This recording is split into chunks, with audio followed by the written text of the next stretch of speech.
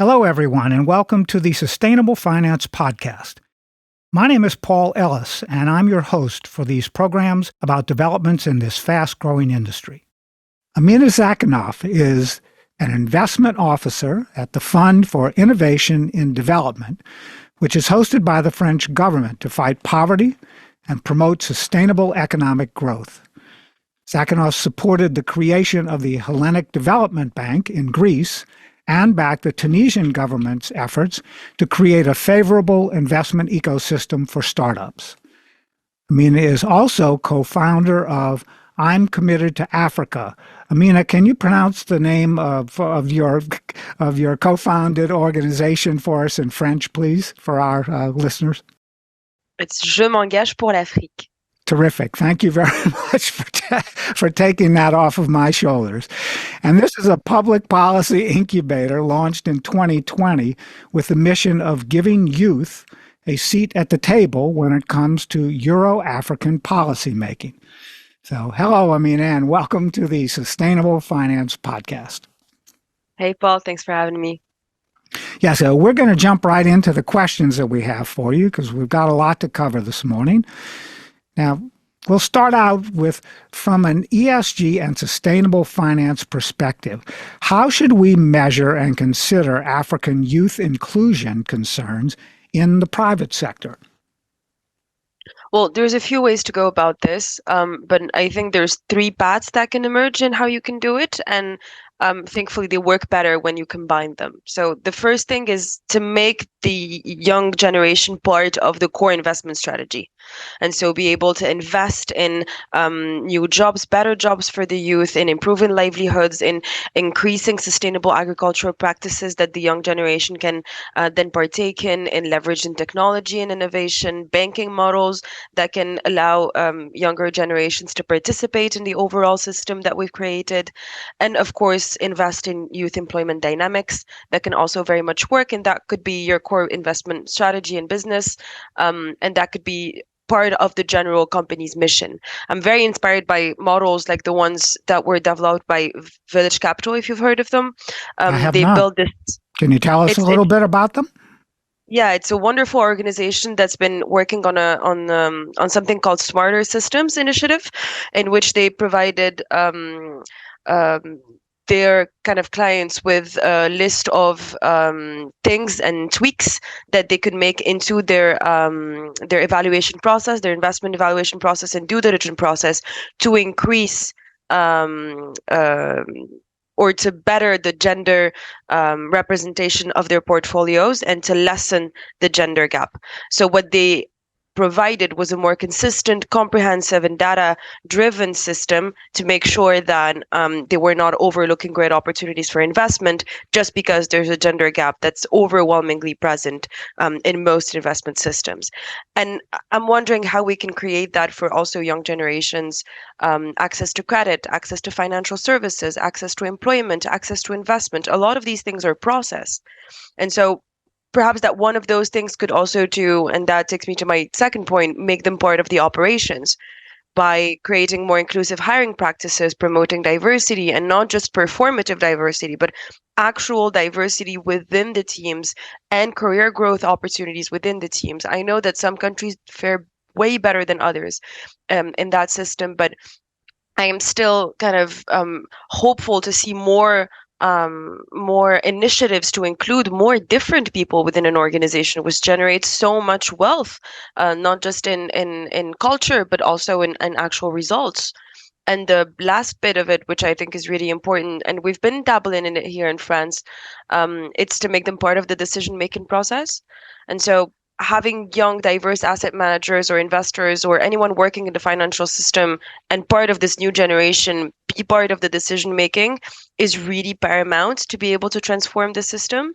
And so in France, we created a model called mission companies, so les entreprises à mission, so mission-driven companies, so companies that do not just have profit as an end goal, but also a social and environmental cause as an end goal. And in their mission committee, which is kind of the shadow mirror of the board of directors, they can have intergenerational conversations. I am part of one of those things in an investment fund here in France, and you could see how powerful that becomes when different generations working in the same area or in different areas can have structural important conversations that lead to actual decisions. And so if you provide them with the space to be part of the strategy, decision-making process and operations, I think you can alleviate most of the African youth concerns by making them actors, not just making them subjects. Terrific. Now, could you give us the name of the organization that you mentioned that is focused in this area again? Because I'm sure a lot of our followers would be interested in learning more about them, and I am too. Maybe we could reach out to them with your referral. Yeah, they're called Village Capital. Village Capital, okay. Yeah, and they're an NGO that works towards supporting entrepreneurship, supporting investment, supporting impact investment all across the board. And they also have a very much of an evidence-based approach by leveraging knowledge from researchers, MIT researchers mostly, but also kind of economists, anthropologists, sociologists all across the board, and they've been really doing fantastic work. I've been looking at them quite admiratively for a while now. Great.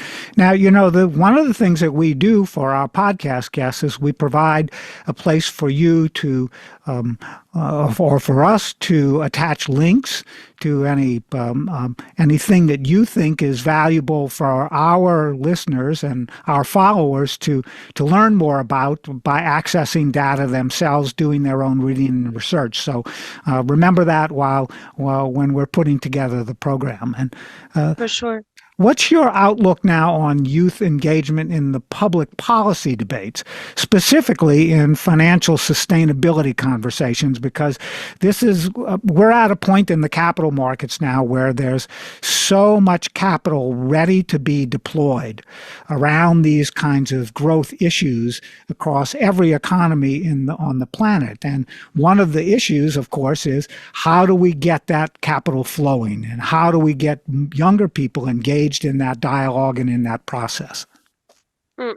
Well, I think it's a really fascinating topic because we've seen more and more young people engage in these types of conversation, but it's always quite anecdotal or exceptional enough for me to be able to name them, which is crazy once you come to think about it.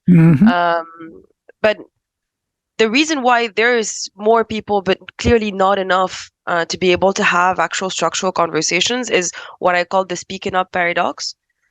Basically, more and more people are calling the young generation and new generations to be part of the public debate, to be more and more worried about these non-voting, non-caring, nihilist kind of generational Z that nobody kind of understands, which is my generation actually, and kind of being kind of scared of what's to come with this new generation. And then the second that said generation speaks up, we're quite respectfully asked to not say anything that we're not experienced in enough. Ask us to go for go for a walk and come back in a few decades. Right. Once you've experienced whatever capital market conversation you're in. And so it's an open and closed door all of the time. Which creates either the frustration to not want to engage anymore, or in my case, and the one of the people that we work with, creates the frustration to kick the door open and be like, this is not a feasible situation, and we want to be able to have conversations that are not just about ourselves, social media, or climate change, which is the hyper youth topics. And I really do find it regressive and a bit laughable, to be honest, that we're still stuck in these same systems. And so for us, the strategy that we've undertaken to be able to have more youth engagement in public policy is to, I wouldn't say force it, but to provide proof that we can. And so to support younger generations into writing policy that works, into creating the spaces for conversations, to destroying the mindset that there's such a thing as too complex of an issue. There's not a complex issue. There's complex explanations to normal issues. Mhm. And the second you put that in your mind and that you can consider that you can make all things accessible, you'll make them more accessible. And so we really are fighting a mindset, but we're also kind of trying to create new content, new knowledge, new policy briefs, new conversations to make sure that there is actual youth engagement. Okay, well, listen, I want you to know that our tiny little podcast platform is all about kicking the doors open and being disruptive. So you can count on us to be part of your team going forward, Thank you. okay? I'm happy with this. Okay, good. So now listen, we're now talking about the African youth population and the human population explosion that's going to be happening on the African continent over the next generation. In fact, a third of the African continent human population will be below 25 years old in the next half century. Youngest on the planet, by the way. So how should the global financial ecosystem be preparing for this transition? Well, I think the same way that we've overlooked so many factors when we went through our first kind of massive demographic transitions, whether it be the job creation speed or the evolution of our capitalist markets, I think we need to really take a step back and make sure that we're taking into account all the sort of parameters. And one of them is kind of behavioral understanding and understanding how younger generations actually behave. What's their response to specific things? What's their response to a crisis, to inflation, to fear mongering, to new polarizing conversations? That should be the baseline of how we prepare for this. And so it takes lots, in my opinion, lots and lots and lots of investment in education and skills, and making sure that this new generation does actually find a job. We've seen cases, for example, in Tunisia, where the job market was not at all in coherence with the educational market, and we ended up with hundreds of thousands of PhDs who were unable to find an entry-level job, which created even more of a frustration because they were supposed to be at the top of the ladder in terms of competitiveness. And so make sure that we deconstruct the perception of what success looks like as as a post grad, over grad, and blah blah blah, and create new environments where people can feel safe and looking at different crafts, trades, trying on different things, being entrepreneurs, being temporary entrepreneurs, not being stuck in the same environments, and that will take a lot of financial flexibility in actually trusting younger generations to make sure that they can use money and they can get money and that they can re-get money. I don't think this generation is specifically looking for, like land ownership or propriety or all of these things. They're looking for opportunity first and for personal growth first. And so how do we finance that is the main question. And then, of course, with entrepreneurship, we need to make sure that those opportunities are inclusive, that there's enough capital to make sure that we sustain it, that we're not just letting them run into a wall. And those can be created with the level of, you said it, the capital that is currently flowing in the world is absolutely humongous. There is ways to level it correctly. And then the one thing that I think should be considered across the board is really climate smart investments. Um, Make sure that these young people, when they get old, have a life that they can live in a livable planet would be really nice. And that would be, I think, the overlining most important thing. And climate smart investments also create climate smart jobs and create climate smart initiatives for entrepreneurship and more open citizens and clear-minded citizens that do not just want to escape their homes. And I think that's really, really important. We were having a conversation with another guest earlier today on another recording session where that seems to be happening now in many companies that are dealing now with these regulatory infrastructures that are going into place around the world. So I'm Committed to Africa is an NGO. It's run by people in your generation across the board. It's also fairly new, and it operates as a generational advocacy and training tool. How are you building an economically sustainable business model for I'm Committed to Africa, and what's your approach to public funding and to philanthropy? And that is, Paul, a question I ask myself every morning. How do we build an economically sustainable business model I'm for an NGO? I'm glad you said that because I ask myself the same question every morning. How?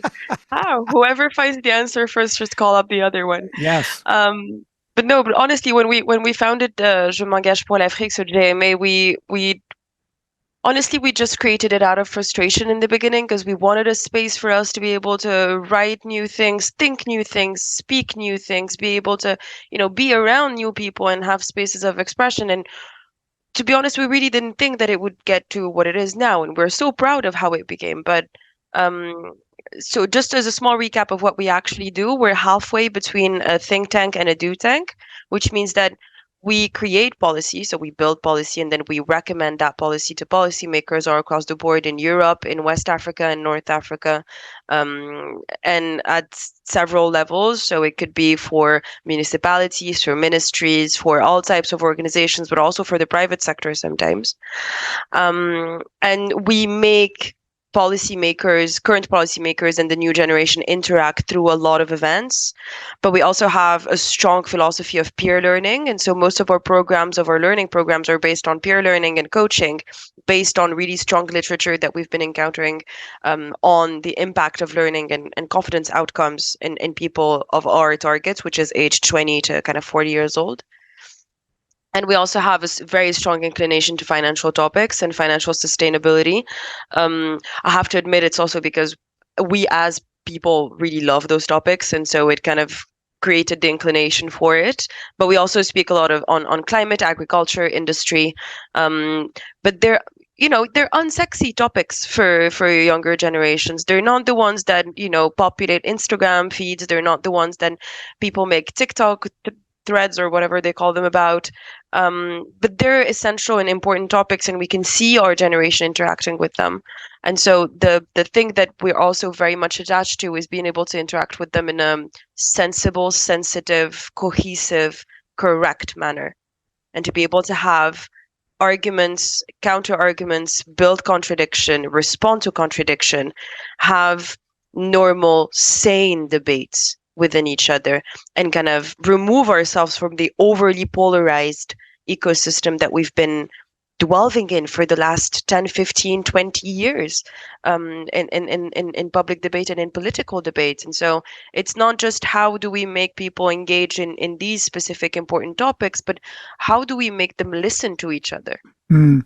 Okay. And that's really important for us. And so what we produce is policy briefs, trainings, events, meetups, things that we could monetize, but we do not want to, because we want to create public goods. We want to be able to have everyone access our elements. And so the only way out for us for an economically sustainable business model is to diversify. Mm-hmm. Mm-hmm. And so we've looked at sponsorship from private organizations and how to convince them that their CSR strategy and our programs are quite aligned. We're recipients of public grants, whether it be from French cooperation or European cooperation. We've also convinced private donors, so individuals, to support us in different ways. We're really built on a model of both salaried and bénévole volunteers that work together, and that also creates a huge mass of working and of labor that we can utilize. And now our next frontier is being able to convince the philanthropy ecosystem that there is something to be done with us. And the philanthropic system is really specific about the methods. It's specific about the themes that it usually supports. We're usually looking into health, humanitarian, all of these things. But we kind of want to convince them that like new players don't just look different, but they also do different things and do completely differently than what's been done before. And I think we're new players here. We've got a strong advantage of having built this core network in most Francophone African countries, which are difficult to access, to be honest. Initiatives like ours are scarce and tend to suffer from the 3-year deadline. We've passed the 3 years old. We're over 3 years old now, and we're still here. So that must say something about the strength of our organization. But yeah, it's diversify, be flexible, always be on your toes, and whenever you see an open door, jump. You've introduced me to a new way to position what you're doing. I've been focusing on the idea of think tanks as part of the sustainability movement financially for 20 years, and now you're talking about do tanks as well. I really like that image, and I've had podcast conversations recently with people, for example, from the Aspen Institute, who are very frustrated at the very small percentage of philanthropic capital that flows through their organization to climate issues and all of these issues that we're facing around the world. You're right. Historically, philanthropic institutions are focused on a handful of older concepts that they fund on a regular basis. So from a sustainable business model perspective, what's the most important thing for you and I'm Committed to Africa to focus on with your team in 2024? Well, so the last 3 years were really kind of our time to structure, build, start, kickstart, kind of bootstrap everything. And now we have staff, which we're so very proud of because we didn't think we'd ever have enough staff. We have our own offices. We have a massive strategy for growth. And so now our objective is really to kind of get inspired by every other organizations that's been through what we've been through and continue our very organic scaling. And that is launching our local offices. So we are close to our first opening in Togo and then an upcoming office in Morocco to really be able to be as close as possible to our core beneficiaries. We're working on different branches that will have parallel operating models to continue to keep our flexibility. And so how does GMA not be just an NGO, but can become like a holding to a bigger brand that can expand, where we can open also governance to new people. We can also open, opportunities for growth for new people and not just be, the core team that we've been for the last years. And we're also scaling towards an English-speaking ecosystem, which has been a lot more vivid and active than the francophone one has been on these specific topics. And there's the African policy conversations in Nigeria, which is tremendously well run, and that we're very inspired by. There's a lot of organizations that we'd love to get closer with, but that would entail doing a little bit of translation. So I'm really happy that I get to do this conversation in English. It doesn't happen very often that I do, but this is great. But well, I'm glad also that quite you're doing worried it in English as well. Yeah, I can imagine. But yeah, we're considering even, like how do we change the name? We didn't think of this when we started this, and now we're quite worried that Je m'engage pour l'Afrique is a little mouthy, to be honest. So yeah, those are kind of the big questions, and we're continuing our scaling. We're trying to be able to open up to new places. So I'll be at the Warwick Africa Summit on March 3rd in the UK to be able to kind of showcase this new strategy. And yeah, so that's what we want to do, be able to scale, kind of start to have more operational leeway for growth and be outside of just our European and West and North African ecosystems that we've been on so far. Okay, well, listen, when you have an opportunity to meet Wissal Ben Musa from Sand to Green, I don't know if you've met her.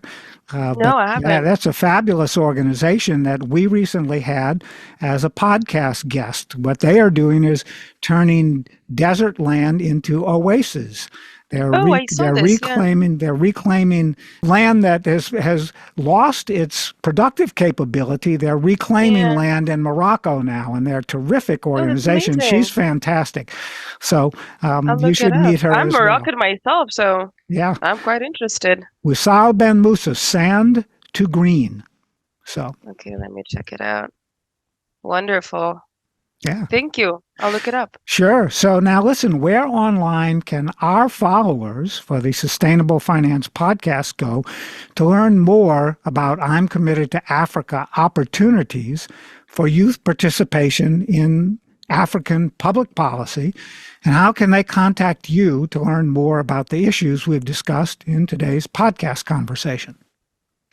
Well, LinkedIn is really the best way to go. So we have a LinkedIn page called Je m'engage pour l'Afrique. We'll probably put in the link with this podcast. Good.